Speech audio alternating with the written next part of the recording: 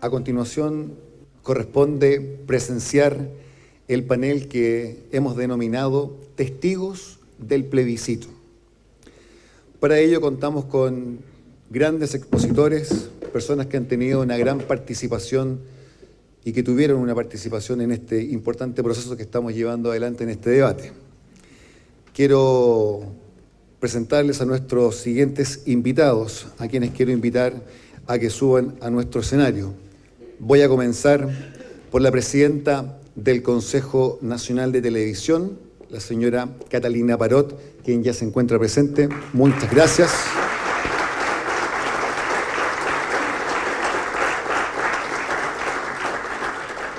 Se integra a este panel de conversación el presidente de CIEPLAN y exministro de Estado, el señor Alejandro Foxley.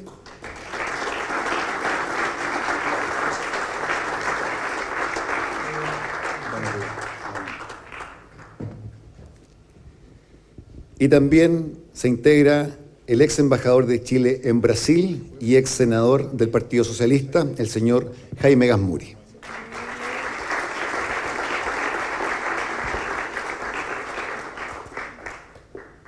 Comentarles que este panel titulado Testigos del Plebiscito va a ser moderado por el periodista José Manuel Álvarez, a quien invito a que suba al escenario. José Manuel, buenos días, bienvenido. Muchas gracias.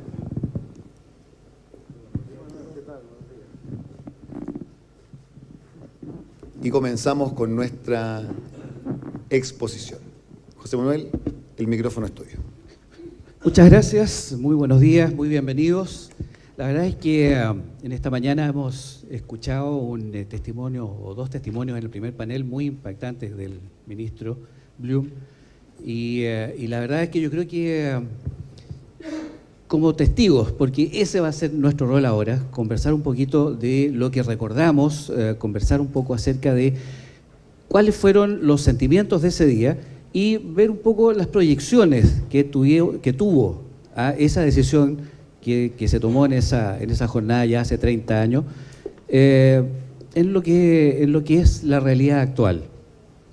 Tenemos, ya han sido presentados los panelistas que nos van a acompañar y deberíamos conversar, la idea es que ustedes hagan una exposición de unos 10 minutos sobre precisamente este tema. Jaime pone cara como que 10 minutos es poco. Sí. Quisiera partir por Catalina. Yo creo que Catalina podría dar el primer testimonio. ¿Qué te parece? Bueno, muy bien. Primero yo quisiera sinceramente... A ver, voy a llevar... Ahí está el... Ahí sí. Voy a tener acá un papel de apoyo. Quisiera partir agradeciendo muy sinceramente a la Fundación Elwin por haberme invitado a participar en este seminario en que estamos mostrando nuestros testimonios de quienes vivimos y participamos, fuimos parte de ese plebiscito del 88. Quiero también agradecer a la Universidad de Talca, a mi querido amigo Álvaro Rojas, a quien admiro tanto por lo que ha hecho por esta universidad y por Talca. Y también a la Fundación Adenauer, que sé que defiende, con tanto Konrad Adenauer, que defiende la democracia liberal a través del mundo, con mucha pasión, con mucho compromiso y con mucha honestidad, como lo hemos escuchado en las palabras que recién nos estuvo exponiendo con su testimonio casi dramático de lo que le tocó vivir. Bueno, dicho esto, yo quiero también manifestar que es para mí muy especial estar aquí en este día, primero porque soy talquina y porque muchos de los que integraron este proceso, los políticos que estuvieron liderando este proceso, también lo eran. Ya se recordaba que esta fue la tierra de don Patricio Elwin, la tierra del cardenal Silva Enrique, la tierra de Sergio Nofre Jarpa y muchos otros que estuvieron liderando este proceso. Pero además lo hago también muy orgullosa de llegar siendo la presidenta del Consejo Nacional de Televisión, tomando en cuenta que el Consejo Nacional de Televisión tuvo un rol en esa época, y un rol muy importante, si ustedes se acuerdan, en lo que mostraron acá en el principio, la importancia que tuvo la franja electoral durante ese periodo, que está demostrada por muchas encuestas. Hubo una encuesta del CEP AIMARC antes de que se transmitiera la franja electoral, y antes de esa transmisión el apoyo al sí y el apoyo al no eran completamente distintos de la encuesta CEP AIMARC que se hizo a pocos días de que se celebrara el plebiscito. Ahí se pudo ver la inmensa influencia que tuvo el mensaje político que se expresó a través de la televisión abierta, no solamente en la franja electoral, sino en los múltiples debates que se hicieron en aquella época.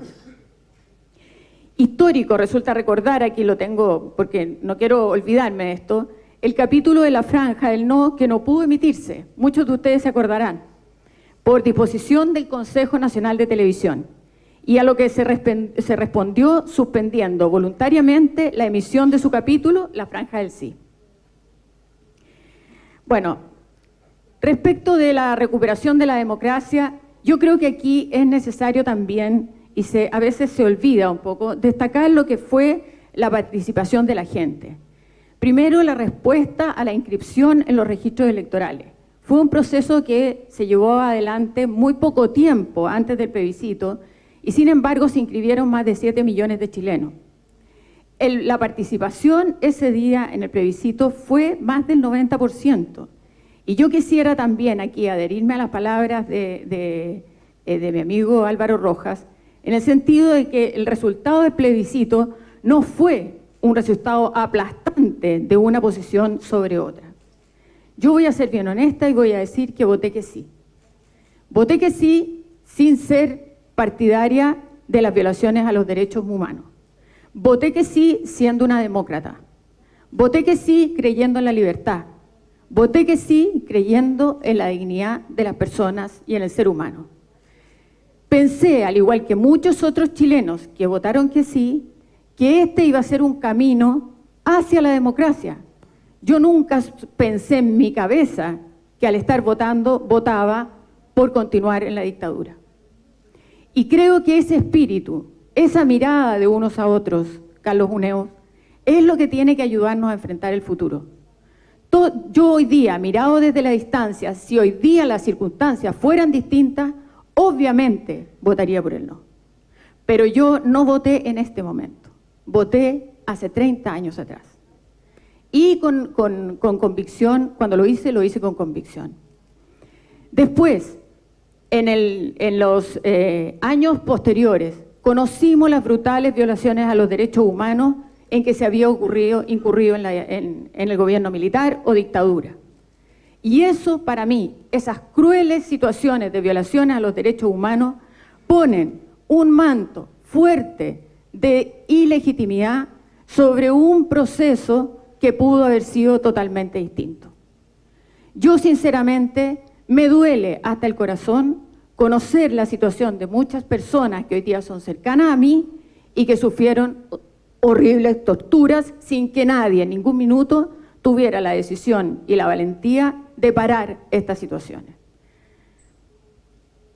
Pero dicho eso, yo creo que el espíritu del plebiscito y lo que surge después del plebiscito es un espíritu distinto, en que todos los sectores que estuvieron actuando antes del plebiscito hicieron sus propios procesos.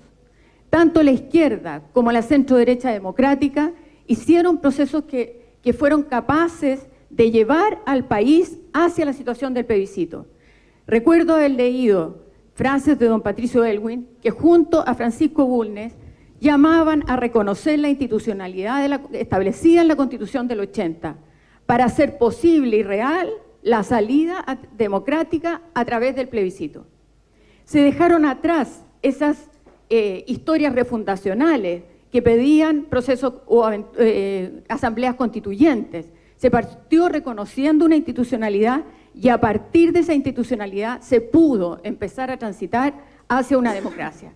Y justamente porque este resultado no fue pasar la aplanadora de un sector sobre otro, es que también se pudieron concretar los consensos de las más de 57 reformas que se aprobaron en el plebiscito de 1989 y que hicieron posible que el gobierno de Patricio Aylwin fuera un gobierno democrático, con todas las letras de la palabra democracia.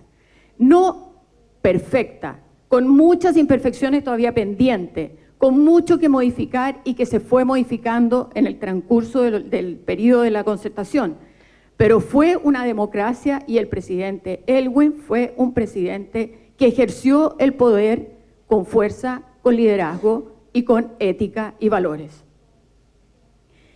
Yo creo que ese espíritu, el espíritu del plebiscito del 88, es el que tiene que inspirarnos para mirar el futuro.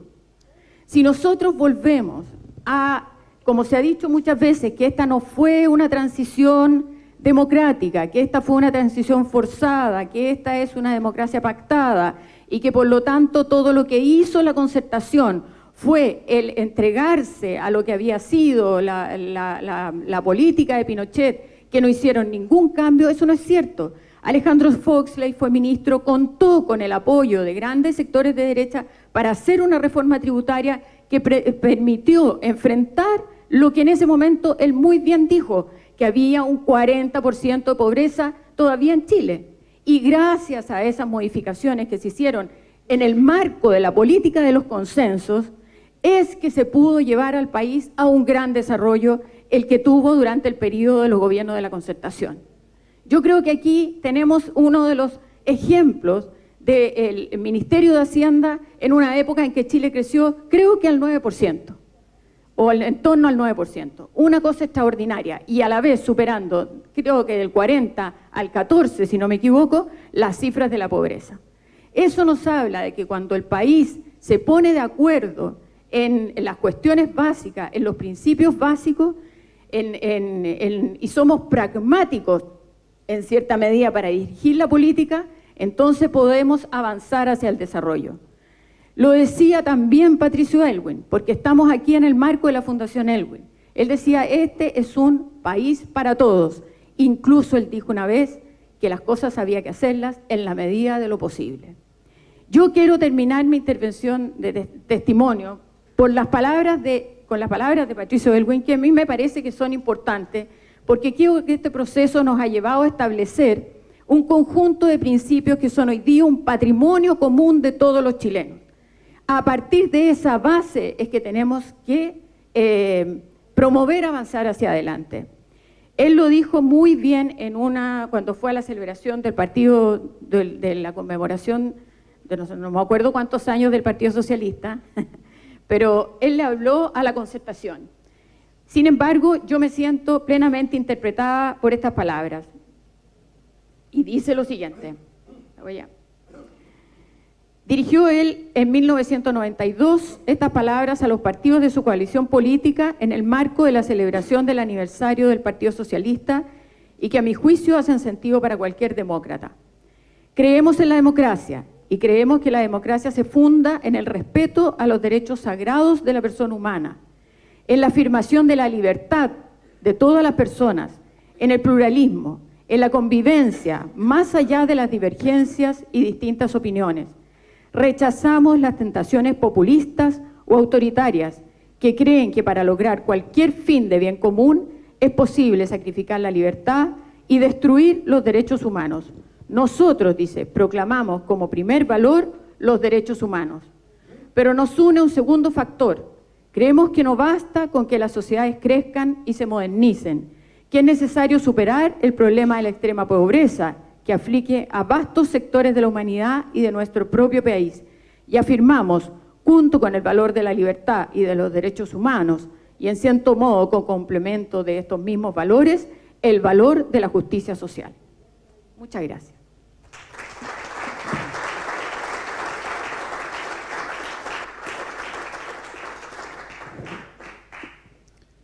Muy bien, esa ha sido la intervención entonces de Catalina Parot. A continuación va a hacer uso de la palabra en el podio ex senador y ex embajador Jaime Gambure.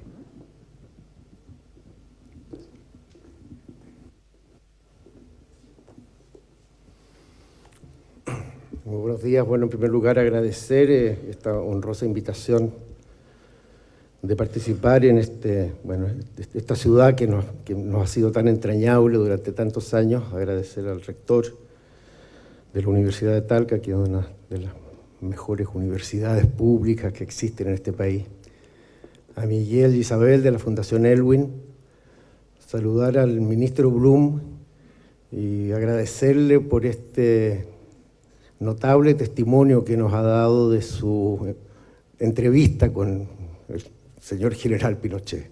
Realmente habla de un hombre con coraje y con principio. Muchas gracias, ministro.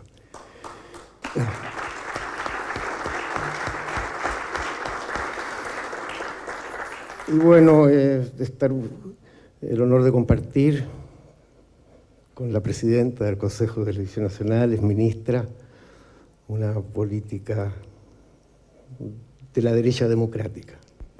Mucho gusto. Y con Alejandro, que sin duda fue uno de los grandes artífices políticos y conceptuales de lo que fue el triunfo del no y de lo que fue el primer gobierno de la concertación, el gobierno del presidente Elwin, y que ha servido al país desde distintas posiciones. Lo ha hecho de todo Alejandro. Dice que viene de la academia, que no es político, pero ha sido senador, senador, presidente de partido, 2 veces ministro, y hoy día sigue pensando en Chile desde ese plan, y me alegra mucho ver también aquí a Manuel Marfán, que está asociado, ese plan, a la Universidad de Talca, así que otro buen logro de la universidad. Trataré de sintetizar, porque el tema es vastísimo y las emociones también son muy grandes. Lo primero que yo diría es que sin duda el plebiscito del 88 es uno de los momentos, yo creo, más importantes de las encrucijadas que ha tenido el país. No creo exagerar. Siempre se habla de momentos históricos, momentos que a veces no son nada históricos. Yo trataba preparando estas reflexiones, de tratar de imaginar qué otro momento histórico de Chile pudo tener la significación del plebiscito. Lo primero que se me vino a la cabeza fue la Revolución del 91, que fue una revolución brutal. Murieron más de 10.000 chilenos en los campos de batalla. Pero el país, después de 6 años, era bien parecido al de antes de la revolución. Había habido una amnistía total, el partido de Balmaceda se estaba convirtiendo en el partido mayoritario, después llegó al poder. El ejército vencedor de la guerra civil había reincorporado la mayoría de los oficiales del ejército vencido. Y si hubiera ganado el sí, Chile no sería el que... Si hubiera ganado el sí, Chile sería completamente distinto. Habríamos tenido un gobierno de una semidictadura durante 8 años. El general le gustaba el poder, podría haber reformado la Constitución y haberse reelegido por un 3er periodo. Está bastante de moda, digamos, en América Latina. Habría tenido las mayorías para hacerlo. Habríamos tenido un gobierno profundamente ilegítimo, aislado de la comunidad internacional. Habríamos tenido años donde la rebelión popular y formas armadas de lucha se habrían hecho muy, muy comunes, y no habríamos tenido ni la paz, ni el progreso, ni las libertades que hemos tenido estos 30 años. Bueno, me invitan como testigo. Yo solamente quisiera decir que una reflexión, que aquí hay 3 plebiscitos, de los cuales soy testigo, que están íntimamente vinculados. El primero es el del 80. Yo allí no pude votar, estaba en Santiago, pero estaba en una situación compleja porque yo era un dirigente clandestino de uno de los partidos de la Unidad Popular. Así que me tuve que ahorrar ir a votar. Pero igual, como tenía un carnet completamente falso, tuve que, para seguir circulando por Santiago, cortar aquí la esquina del carnet y conseguimos una estampilla que dice Plebiscito Nacional 1980, que era la forma de control electoral que tuvo ese plebiscito. ¿Por qué es importante el plebiscito del 80? Y tiene que ver del 88, primero porque el 88 estaba en la Constitución del 80. O sea, sin Constitución del 80 no hay plebiscito del 88. Y el plebiscito del 88 dirimió un conflicto al interior de las fuerzas del régimen. Perdón, del 80. Gracias, Paulina. Siempre me corrige los números. Que a veces, bueno.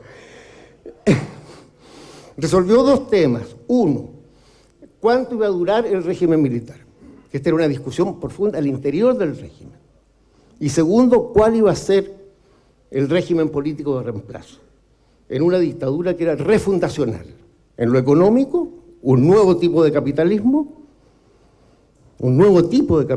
que echaba por debajo no solo las reformas de Allende, sino que todo el desarrollo capitalista de Chile desde la Corfo del 40 de Pedro Aguirre Cerda, y un nuevo régimen refundacional, de neoliberalismo extremo, cuando no estaba tan de moda en el mundo, y un nuevo régimen político. Pinochet dijo el 75, yo me voy a morir. El que me suceda en la presidencia también habrá de morir. Pero elecciones durante ese periodo no habrá. Esa es una tesis clara, dictadura permanente. Otros decían, no, la dictadura tiene que tener un término.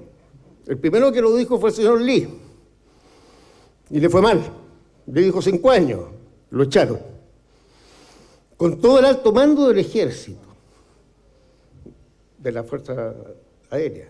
Eso no existió nunca en la historia del país. Yo creo que el único descabezamiento tan grande de una Fuerza Armada debe haber sido lo que hizo Stalin con el Ejército Rojo el año 36. El mensaje era claro, aquí ningún militar desafía al dictador. Y la fórmula fue una fórmula de transacción. Un régimen dictatorial completo, 8 años, y después un régimen constitucional de democracia, como dijeron, protegida de las mayorías y tutelada por los militares, de otros 8 años.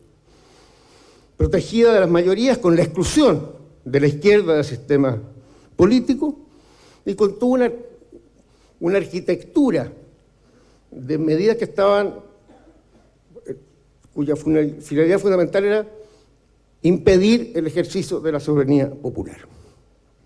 O sea, una democracia defendida de la soberanía popular y de las mayorías, y protegida por las Fuerzas Armadas. Y eso fue lo que se impuso. Pero hay en el 80 otro hecho que yo creo que es central, y es que por primera vez se produce en torno al tema del plebiscito el acto de convergencia de las fuerzas democráticas del país. Y el escenario es emocionante. Es el primer acto público después de 7 años de dictadura en el Teatro Caupolicán, donde concurrimos. Yo no concurrí, estaba en mi casa, como digo.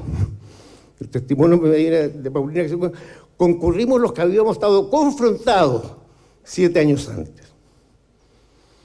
Y se acordó que el orador único fuera el presidente Eduardo Frei Montalva. Ustedes pueden imaginar el clima de tensión, el Caupolicán lleno, con lo que costaba juntarse en ese tiempo, rodeado de fuerza policial. Presentaba a Ormazábal, en ese momento dirigente bancario, figura destacadísima de la democracia cristiana. Y cuando presenta a Frei y Ricardo,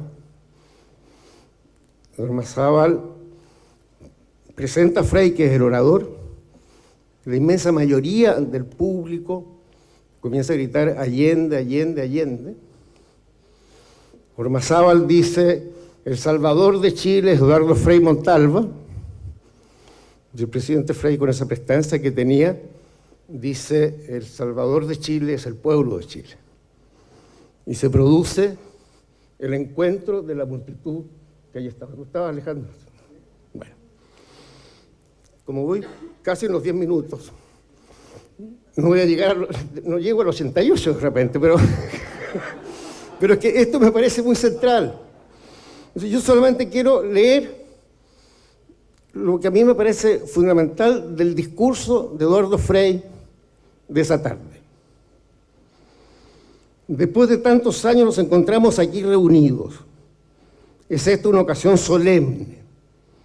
Representamos hoy la continuidad histórica de Chile y la voluntad de la inmensa mayoría de chilenas y chilenos.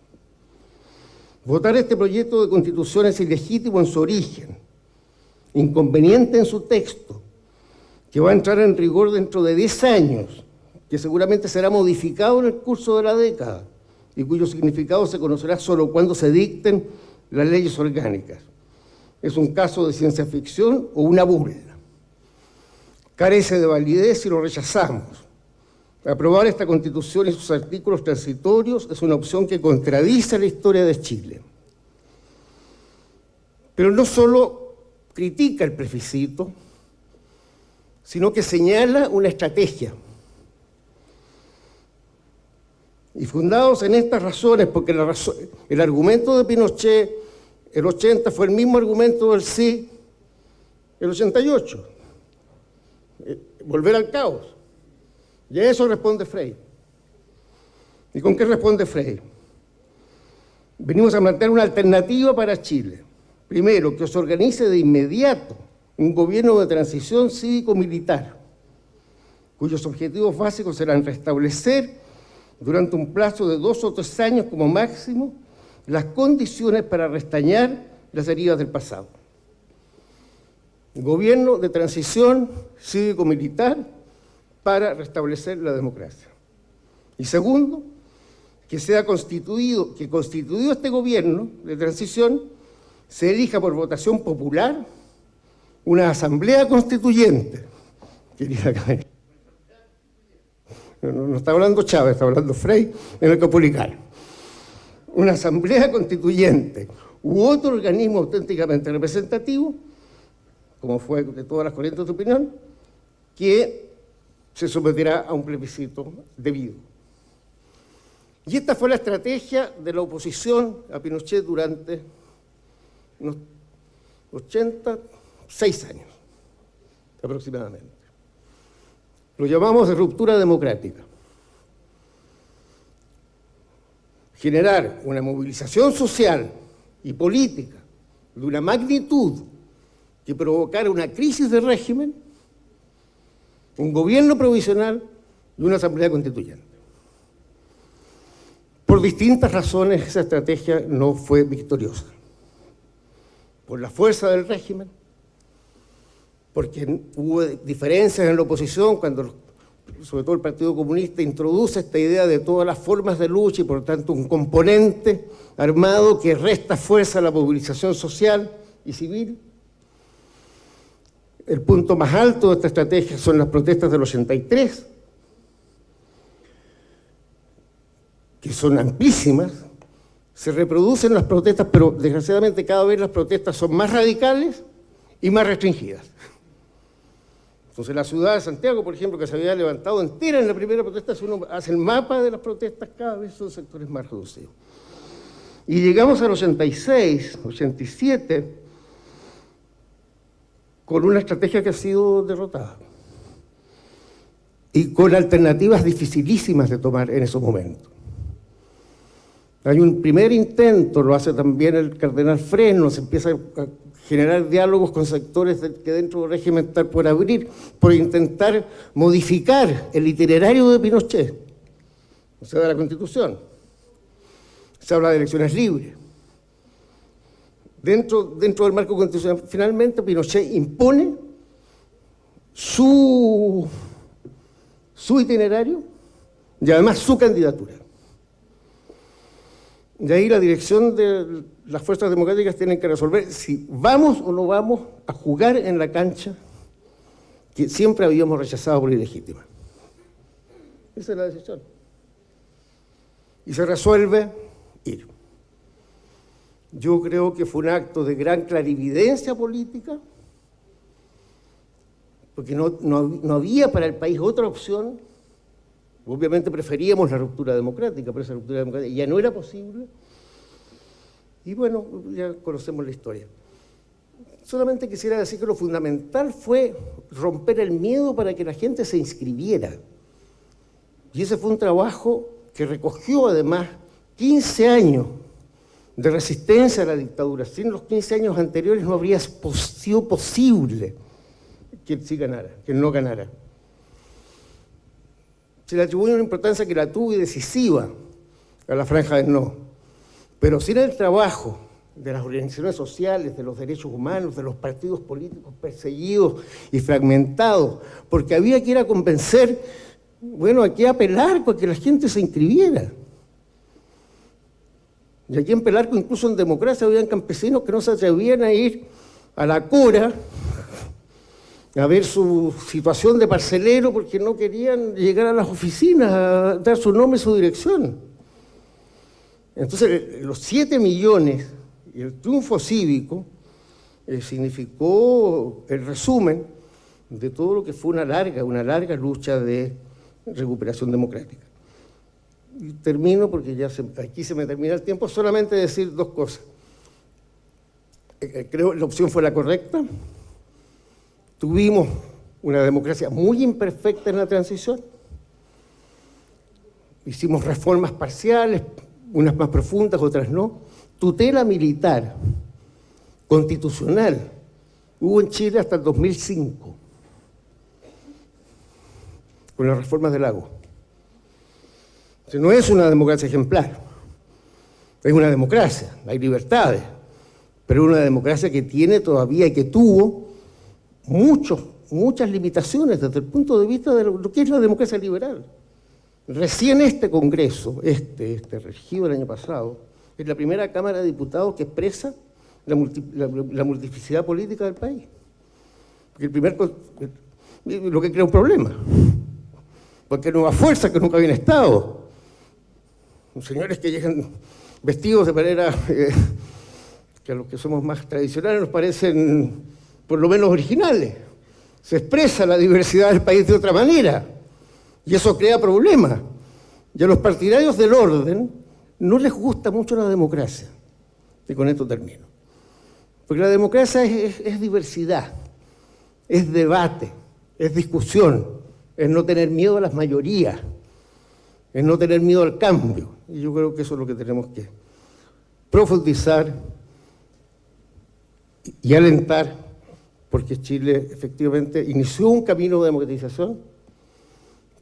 Tenemos muchos desafíos y esos desafíos solo se resuelven, a mi juicio, en el mundo de hoy día con más democracia. Y por eso yo soy de los que sostiene que necesitamos efectivamente una nueva constitución, un nuevo acuerdo constitucional. No es que esta no sea democrática, esta es mucho mejor que la de Pinochet, tampoco digo esta es la misma de Pinochet, no, por favor, señores, no es la misma de Pinochet. Tiene reformas que han sido significativas, pero es media parchada. Y quedan temas pendientes muy...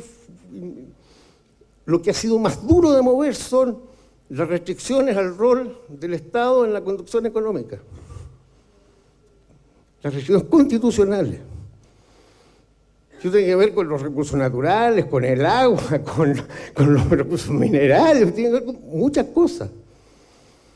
En este país un municipio no puede tener, está la alcaldesa acá, una empresa de servicios, salvo que sea por ley. ¿Dónde? En el mundo, el metro de Nueva York es público. Entonces, yo creo que el tema de los pueblos originarios se está discutiendo hoy día. Y vamos a discutir incorporación de los pueblos originarios sin revisar el sistema político. Entonces, creo yo que ya cumplió su rol esa reforma, pero creo que para un país más igualitario y más libre como queremos, creo yo que sería bueno trabajar perseverantemente por el acuerdo para una nueva constitución. Muchas gracias.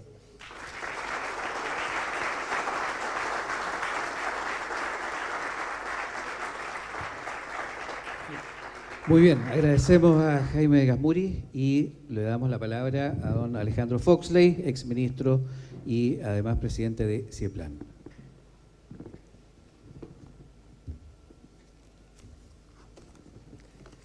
Muchas gracias a la Universidad de Talca por haber tenido esta magnífica idea junto con la Fundación Patricio Aylwin y también la Fundación Adenauer.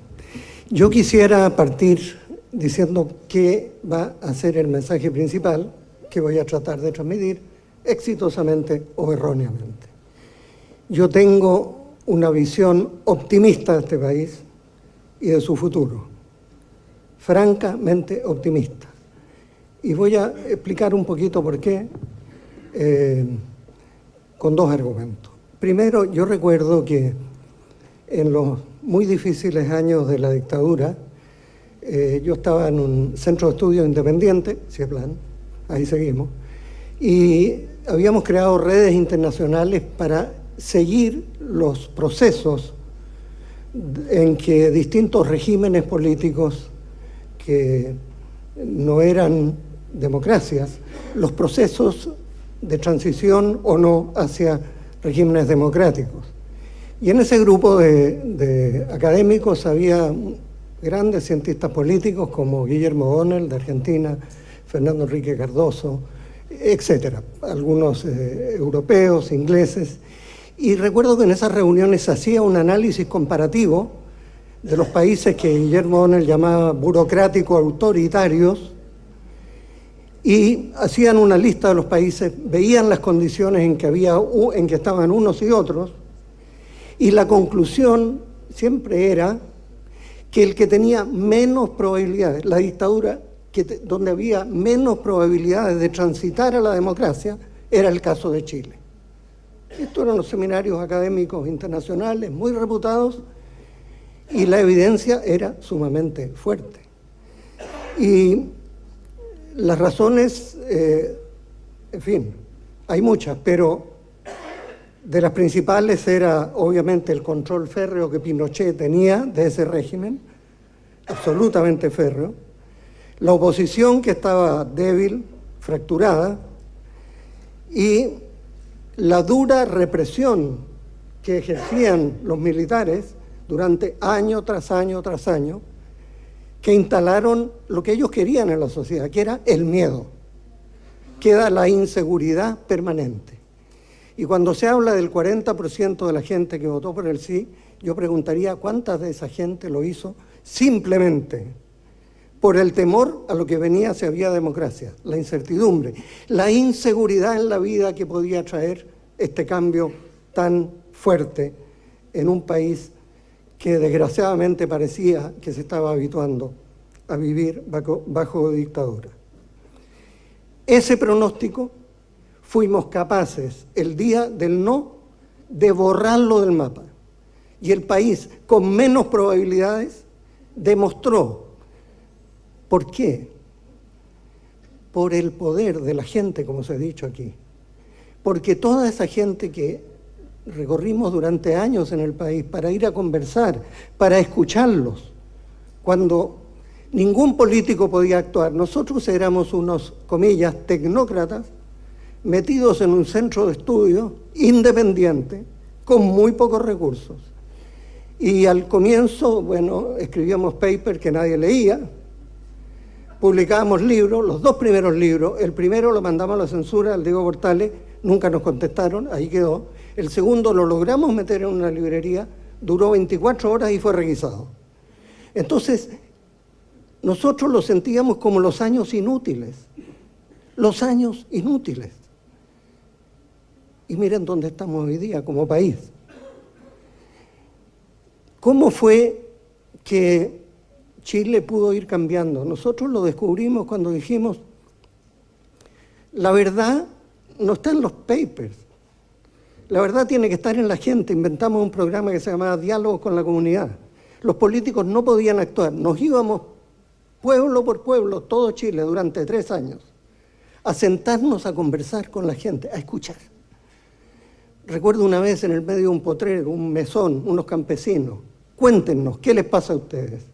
los pequeños empresarios. Tratábamos de ir a las universidades regionales, locales. Una vez, me recuerdo, en Valdivia, yo tenía que dar una charla invitado por la Federación de Estudiantes.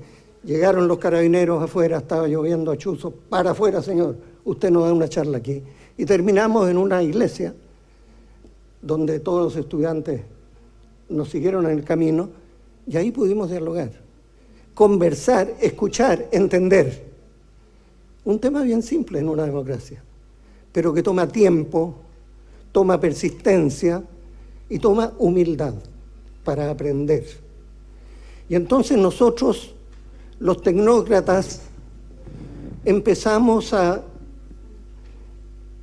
entender que había que buscar un lenguaje cercano a la gente y que fuera un lenguaje que demostrara que el posibilismo era algo que podía ocurrir en Chile, que descansando en esa reserva, en ese talento sumergido que había en todo el país, atemorizado, pero con ganas de que las cosas cambiaran, si alguien lograba llegar con un lenguaje a ellos, invitarlos a conversar y a trabajar juntos, este iba a ser un país posible.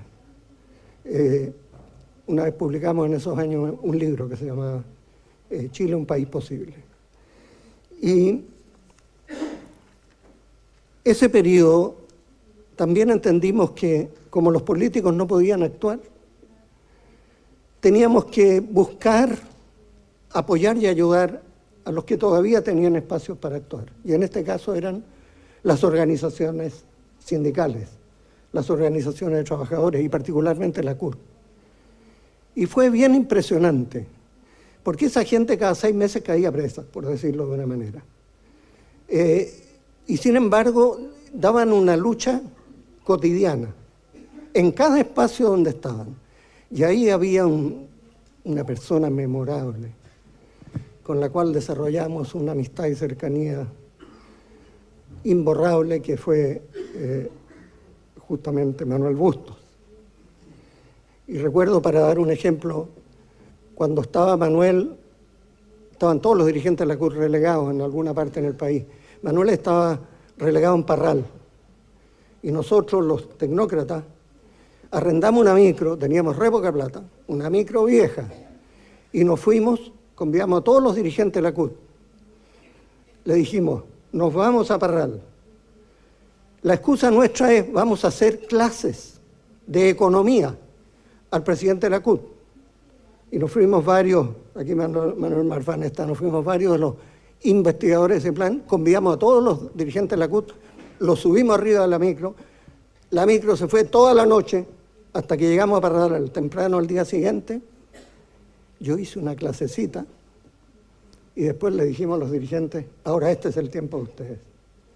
Y así fuimos desarrollando una capacidad de forjar un tejido de gente que, por no estar en la política, con una cierta inteligencia y astucia, empezaron a ocupar los espacios de libertad que se iban abriendo gradualmente en el país.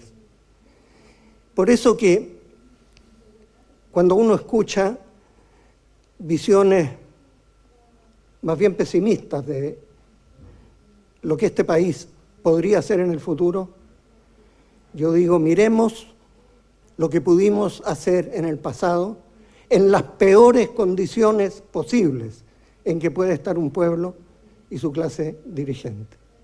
Jaime Gazmuri lo sabe muy bien, tuvo que estar en la clandestinidad por años con un enorme coraje, y como él, mucha otra gente. Y nosotros cumplíamos un rol supletorio hasta que llegó esa noche maravillosa, que fue la noche del no. Nos pidieron a un grupo pequeño, y perdonen las historias personales, pero creo que es bueno sentir las cosas, no solo explicarlas. Un grupo pequeño que nos instaláramos ahí en un lugar en el centro de Santiago, cerca del Comando del No, para hacer un seguimiento de lo que las mesas nuestras decían de cómo andaba la votación y si calzaban o no con las cifras oficiales. A las 10 de la noche, primer recuento, 644 mesas, subsecretario de gobierno, ganó el sí por un porcentaje amplio. Segunda registro de votación, el sí ganaba y seguía ganando con un porcentaje un poco menor. Y empezó el rumor de que Pinochet iba a dar un golpe, que iba a decretar un estado de sitio. Lo hemos sabido después, que se lo pidió a la Junta y fue el general Matei, que se negó a firmar. Pero en ese momento la ciudad de Santiago estaba absolutamente vacía y nosotros estábamos solamente esperando cuando llegaran las fuerzas del ejército o policiales para tomar control de nuevo de toda la ciudad y de los que estábamos de alguna manera defendiendo la postura del no. A la 1 de la mañana, el general Matei tuvo el coraje de decir que ellos habían perdido. Y yo recuerdo lo que sentimos, perdonen la anécdota, pero me tuve que ir caminando por el centro de Santiago, una ciudad vacía, a la radio chilena, donde estábamos en un programa de radio que se llamaba Improvisando, dirigido por Jaime Celedón, y en el cual estuvimos 2 o 3 años. Uno de ellos era Ricardo Lagos, que estaba en ese programa.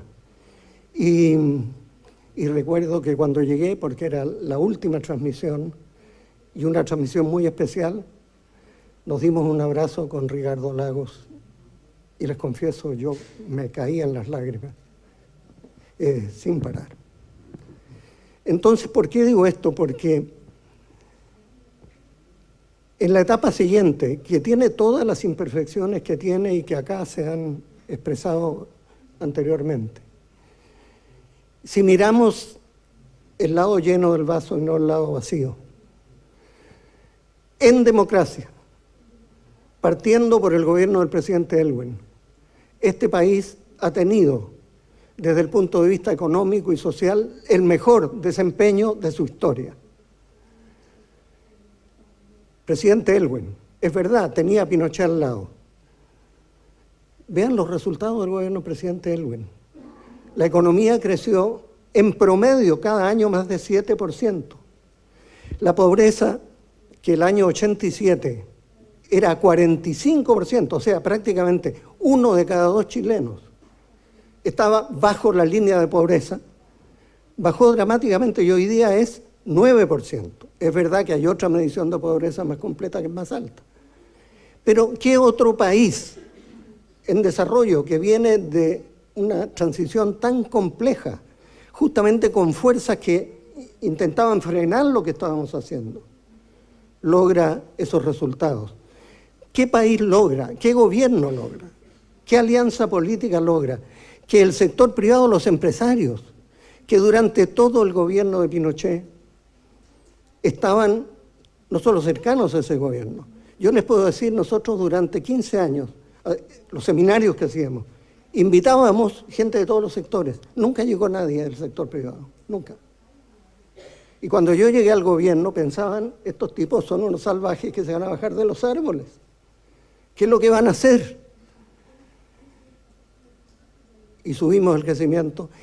La tasa de crecimiento de los 17 años de dictadura, en promedio, ¿cuánto fue? El milagro económico de los Chicagos, ¿cuánto fue el crecimiento?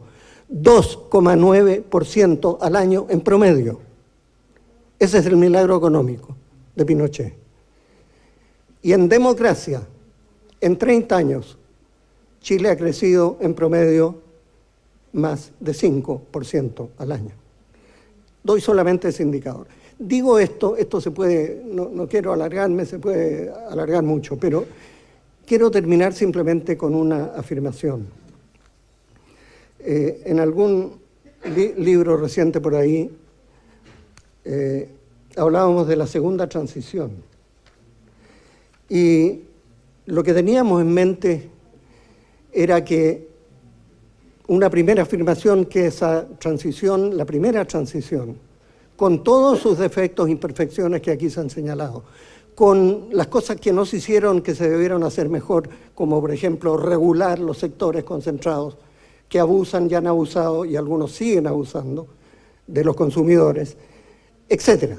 Hay tareas que están pendientes, pero lo que nosotros decimos, si pudimos hacer en condiciones tan adversas esa primera transición, ahora deberíamos poder enfrentar lo que llamamos la segunda transición, que es cómo llegar a este país en que tenemos una enorme clase media que no existía entonces, pero una clase media insegura, que vive cada día, que se endeuda, que tira tarjeta de crédito aquí y allá y más allá, que tiene que pagar una educación de los hijos muy cara.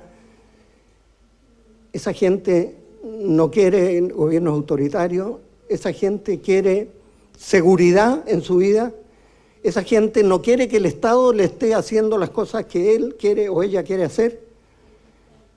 Lo que se quiere es asegurar que las oportunidades para los que vienen después, los hijos, los nietos, van a ser garantizadas, que van a ser mejores que las que tuvieron ellos o ellas en una vida que ha sido muy ajustada, porque no somos un país desarrollado.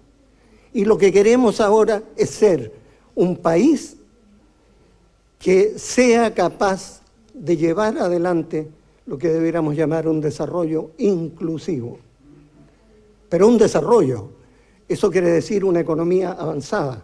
Inclusivo quiere decir un país que acoge a todos, un país que le da una señal cada día al que se va quedando atrás de que hay un piso de seguridad y hay una manera de recibir el apoyo a tiempo para no caer en una trampa que condena a la gente a la desesperanza, a desconfiar de los demás y a desconfiar sobre todo de la política. Estamos en un momento difícil, no cabe duda. La política desprestigiada, fragmentada, un cuestionamiento de la clase dirigente.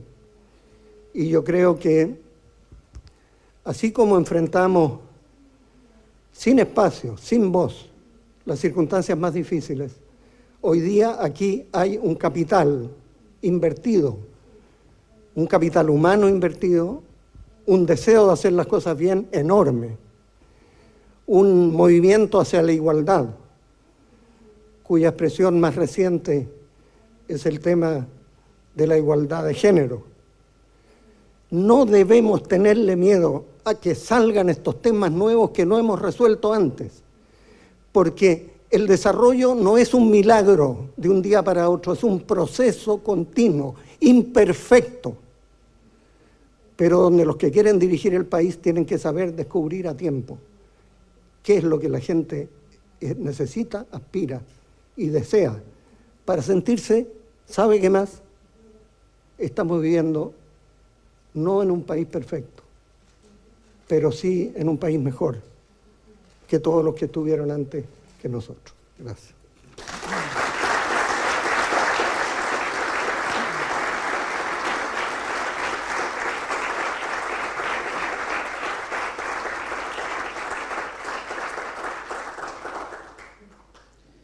Muy bien, ponemos fin a esta primera parte de este panel, donde yo diría que las tres exposiciones han sido muy emotivas. ¿Ah? Y Catalina, quería preguntarte, se habla de democracia debilitada, se habla de baja participación. ¿Cuál es la diferencia entre la votación del casi el 90% aquel 5 de octubre y la votación que vemos hoy día en la política? ¿Cómo remediar esto y cómo rescatar la épica?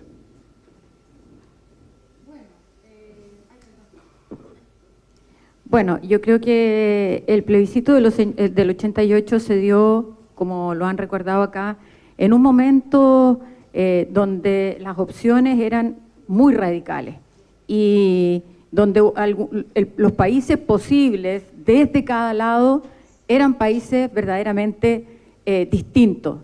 Hay algunos que por temores, tal como recordaba Alexander Foxley, por temores, por desconocimiento, por miedo al futuro, por lo que se había vivido, por los traumas de lo sucedido en los años anteriores, creían que lo que podía venir podía ser el caos. Y por otro lado, había una épica, que es la que se ha visto reflejada muy bien en los dos testimonios que hemos escuchado acá. Una épica de un proyecto democrático, de una lucha en contra de un gobierno que se veía como que era una dictadura, de poder construir un país distinto en base a una lucha cotidiana, etc. Entonces, estos dos proyectos binarios fueron los que convocaron a mucha gente a inscribirse en los registros electorales y a participar. Yo creo que hay distintos diagnósticos de por qué la gente participa menos.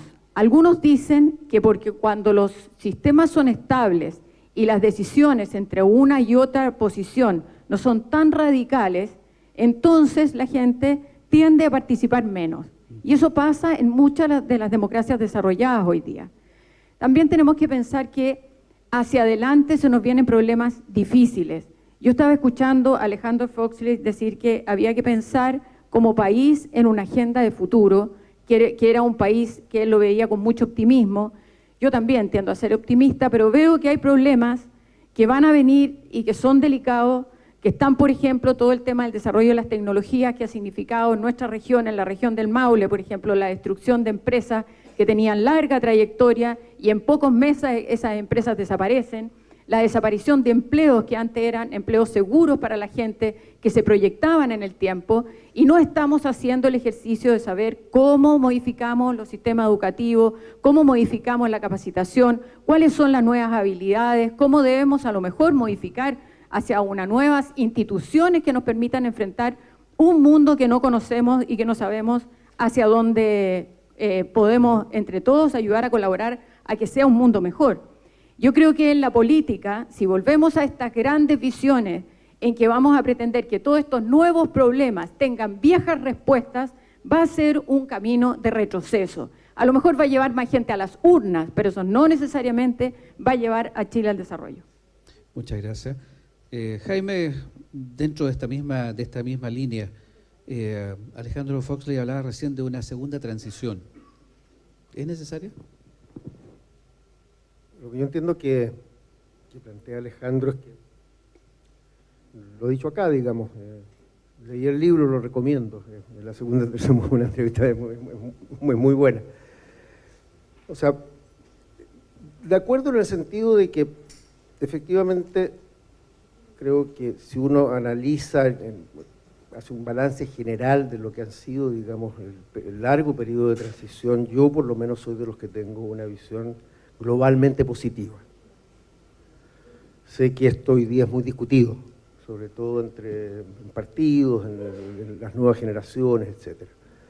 Lo que no significa que hubo varios problemas centrales que no resolvimos, o porque no pudimos, o no tuvimos, en fin, por distintísimas razones.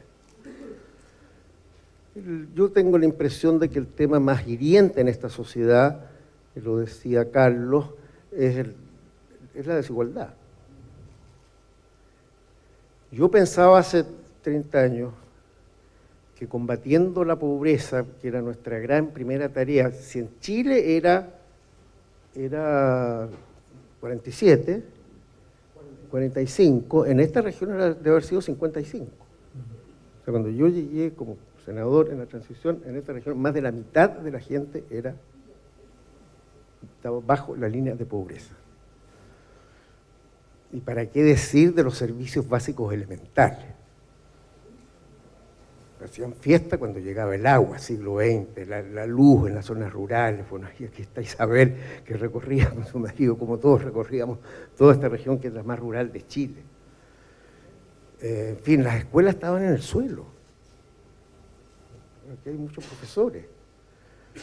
Entonces, cuando se dice, yo creo que hay que valorar ese tremendo esfuerzo que significó para el país disminuir niveles de pobreza que eran terribles.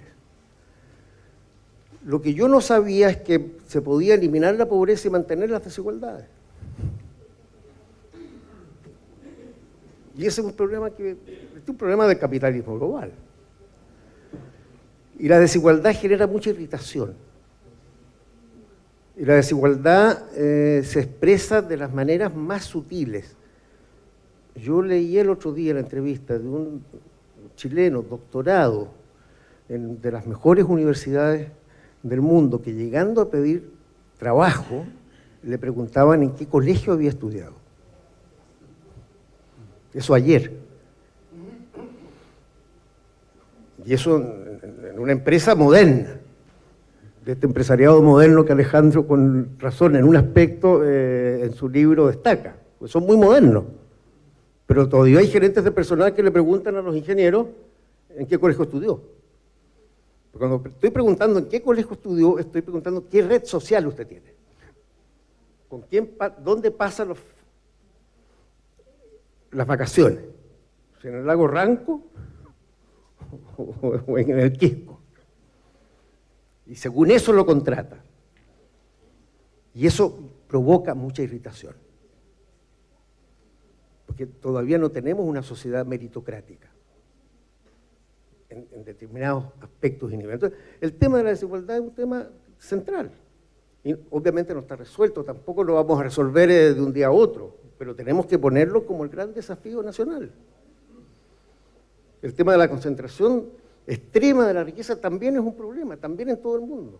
No es fácil, porque si uno pone impuestos, yo estoy por subir los impuestos a las herencias, a las más ricas, ¿no? Al 0,1, ese 0,1 puede, o el 1. Bueno, pero alguien plantea eso y se convierte en un extremista. Un señor que está atentando contra el desarrollo, el crecimiento. Digo, este es un tema. Y yo creo que el otro gran problema que tenemos es cómo tenemos que hacer una transformación productiva. Esa es una transición, no podemos seguir con una economía tan dependiente de recursos naturales. Eso lo decimos, pero hacemos muy poco. Yo digo, en los últimos 10 años, en investigación y desarrollo, este país gasta el 0,38% del PIB. Y toda la élite de todos tipos dicen que conocimiento, innovación y tecnología, etc. Brasil, con los problemas que tiene 1,2%. Argentina tiene, no voy a hablar yo de los países que tienen 2,5%. Y esos temas son responsabilidades también nuestras. Hemos gobernado de los últimos 30 años, 24, ¿no? Eso no desmerece la obra, pero sí nos señala los pendientes y los temas que tenemos que hacer. Yo soy optimista, hago un esfuerzo todas las mañanas por hacerlo. Cuando veo a Trump, por ejemplo, cuando veo que el señor Bolsonaro, que es un neofascista, lo digo así, no es un hombre de derecha, es un neofascista, tiene el 40% posible del apoyo en Brasil. Cuando veo a los italianos, país que yo viví un periodo de exilio, que era un ejemplo de democracia en el mundo, como líderes como Andreotti, como Berlinguer, veo que hoy día los que están gobernando Italia son unos señores racistas, xenófobos. Cuando veo el presidente de Hungría, cuando veo los polacos que están cambiando, en fin, estamos en un mundo complicado. Hay que mantener más que el optimismo, hay que mantener el espíritu de la lucha y del cambio. Y tenemos un país que yo tuve la experiencia, que agradezco, de haber podido servir a Chile en el exterior también en los últimos años. Mirado desde afuera, bueno, Chile parece mucho mejor de lo que lo vemos. Y esa mirada desde afuera algo tiene de verdad. Así es. Y por tanto creo que tenemos las condiciones, pero lo que yo creo realmente que el esfuerzo tiene que ser un nuevo proyecto nacional, que tiene que ser construido entre todos, que no es refundacional. Mira, si las reformas de la Bachelet eran unas reformas bien tímidas, buenas, necesarias, a lo mejor mal planteadas, pero en cualquier país del mundo democrático, reformas muy tímidas, y aquí inventaron, claro, algún señor tuvo la mala idea de usar esta imagen de la excavadora, que es una, bueno, pero refundacional, estábamos haciendo lo que cualquier país socialdemócrata mediano se hace. Entonces, sí, más serenidad pido yo en ese sentido, digamos, en el debate político, y construir un proyecto nacional para estos nuevos temas que todavía yo no veo que esté construido. Así como antes tuvimos referentes claros de lo que el país quiere hacer, yo todavía no veo que hayan referentes de un proyecto nacional y liderazgos claros, y creo que esa es la tarea que hay que construir, y para eso sin duda este país tiene condiciones. Y si hay quienes la emprendan, yo creo que ahí voy a recuperar la parte de optimismo que me falta. Alejandro, ya estamos casi en el tiempo, la verdad, pero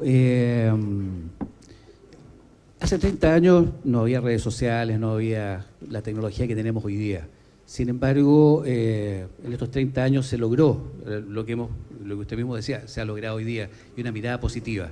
¿Es posible proyectar en este mundo tan difícil la inserción de un Chile justamente democrático y con esta visión de unidad en torno a objetivos comunes? Yo creo que el tema principal es una distinta mirada de cómo debemos hacer el desarrollo. Y este es un tema que vamos a trabajar con la Universidad de Talca a partir del próximo año. Yo creo que en esta fase compleja, con todos los cambios tecnológicos que tú decías, y la verdad es que el desarrollo hay que pensarlo desde el territorio, desde la gente, desde los talentos humanos que están distribuidos a lo largo de todo el territorio. Y no descansar tanto en una especie de Estado que se la sabe toda. El Estado sin duda tiene que ser el agente activador de las energías que un país tiene en su gente. Y estamos haciendo cosas o no estamos haciendo cosas, pero veamos dónde estamos hoy día. ¿Es la Universidad de Talca una universidad exclusiva donde llegan solo los estudiantes de los colegios privados del Opus Dei? ¿O es una universidad donde realmente se está acogiendo a todo talento potencial que hay en esta región? Gente campesina de origen muy modesto. Y esta universidad está ahí todos los días. Yo veo aquí a Carolina Leitado, alcaldesa de Peñalolén. Nos conocimos ya hace años y recorrimos muchas veces en el terreno para ver cómo la gente vivía. Vayan ustedes a Peñalolén y vean lo que ahí está surgiendo, como una energía de gente que se pone de acuerdo. Ese es el país que necesitamos. Y el otro tema, esta queja permanente que tenemos, y justa y justificada, de un Estado un poco anticuado, ineficiente o insensible. La gran reforma que tenemos que hacer es el acceso al Estado, crear los incentivos, los mecanismos, para que sean incorporados al Estado con todos los mecanismos necesarios a la generación más joven que está en la tecnología y en la revolución digital, que no le gusta hacer las cosas burocráticamente, que es capaz de pensar en que uno tiene que ser flexible, ser capaz de articular a otros, cambiar de tarea de un día para otro. Ese es el país del futuro. Pero este país ha invertido mucho en educación durante décadas y la gente está ahí. Hay que hacerlo de abajo hacia arriba y no de arriba hacia abajo, y esa es la segunda transición. Perfectamente, muy bien. Agradecemos a nuestros panelistas y ponemos fin. Fue un testimonio emotivo por momentos, la verdad, y yo creo que la mirada hacia el futuro es precisamente lo que nos tiene que distinguir. Muchas gracias. Bien. Le brindamos un cariñoso aplauso a Alejandro Foxley, Jaime Gasmuri y Catalina Parot, que integraron este primer conversatorio. Fueron moderados por el periodista José Manuel Álvarez. Vamos a tomarnos un breve receso. Volvemos en pocos minutos para continuar con la segunda parte final de este seminario, donde vamos a conocer las experiencias de las nuevas generaciones sobre el plebiscito de 1988. Ya regresamos.